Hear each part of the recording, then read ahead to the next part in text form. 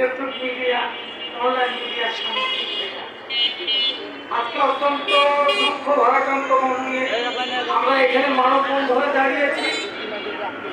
গতকালকে students media centre, যেখান থেকে বাংলাদেশ প্রতিদিন, কালের কণ্ঠ, ডেইলি সান,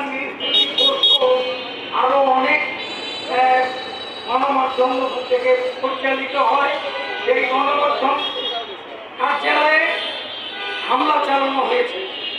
এবং আমি আশ্চর্য হই, আজকে কালের কণ্ঠে দেখলাম দ্বিতীয় পাতায় যারা হামলা করেছে তাদের ছবি ছাপা হয়েছে, কিন্তু আমি এখন পর্যন্ত শুনলাম না যারা হামলাকারী তাদের কাউকে গ্রেফতার করা হয়েছে।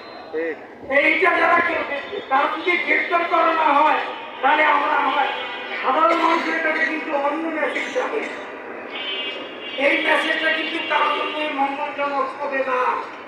আমি মনে করি যারা এই ঘটনা শুনে চলতে থাকে, সে যত বড়ই ক্ষমতা ধর হোক, তাকে আইনের আমলে নিয়ে আসা উচিত এবং তাদেরকে গ্রেফতার করার দাবি জানাচ্ছি।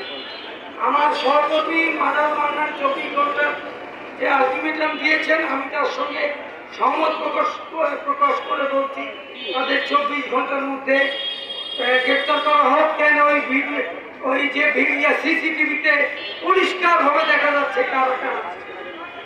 আরেকটা বিষয় যে আমাদের রংপুরের সাংবাদিকদেরকে আমরা সবসময় ঐক্যবদ্ধ থাকতে বলি, কেন সাংবাদিকরা কেউ মানে কখন তার বিপদ হবে বলা যায় না।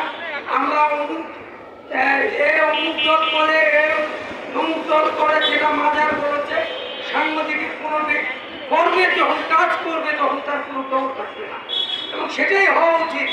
আমি বিএনপি করতে পারি, জাতীয় পার্টি করতে পারি, জামাত করতে পারি, কিন্তু আমি যখন পেশাগত দায়িত্ব পালন করবো তখন আমার কোনো দল থাকবে না।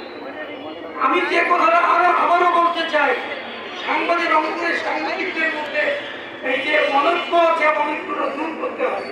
আমরা সবাই একতাবদ্ধ হই, যে আমরা যদি একতাবদ্ধ থাকি কোনো শক্তি আমাদেরকে পরাজিত করতে পারবে না, আমাদের ক্রিয়া করতে পারবে না।